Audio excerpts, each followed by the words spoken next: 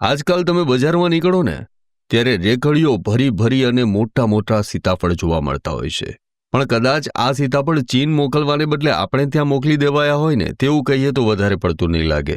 હવે આ સાંભળીને તમને આંચકો લાગ્યો હશે કે આ સીતાફળને ચીન મોકલવાની વાત કેમ કરવામાં આવે છે. પણ બજારમાં જેટલા મોટા મોટા તમને સીતાફળ દેખાય છે ને તેને તમે લો તેનો કોઈ વાંધો નથી, પણ લઈને ત્યારબાદ તેને ખાસ નજર કરી અને જોજો, કેમ કે તમને આ મધમીઠા મોટા મોટા સીતાફળ જેવા બહારથી દેખાય છે ને તેવા અંદરથી હોતા નથી. આવી જ રીતે એક ગ્રાહકે જ્યારે આ સીતાફળ ખરીદ્યા અને બહારથી એકદમ સરસ લાગતા આ સીતાફળને અંદરથી ધ્યાનપૂર્વક જોયા ને, જેમાં સફેદ સીતાફળની સાથે સફેદ રંગની એવી ઈયળો જોવા મળી કે જેને જોઈને તમે ઉલટી ઉપકા કરવા લાગશો. હવે વળી પાછું તમને એમ થતું હશે કે ચીનવાળી વાત કેમ કરી હતી, પણ ભાઈ ચીનમાં આવી ઈયળો લોકો ખાઈ જતા હોય છે, તેને પ્રોટીનનો ભરપૂર સ્ત્રોત ગણી અને તેનું પ્રોટીન શેક બનાવી પી પણ જતા હોય છે. પણ આપણે ત્યાં તો ઈયળો ન ખવાય ને ભાઈ.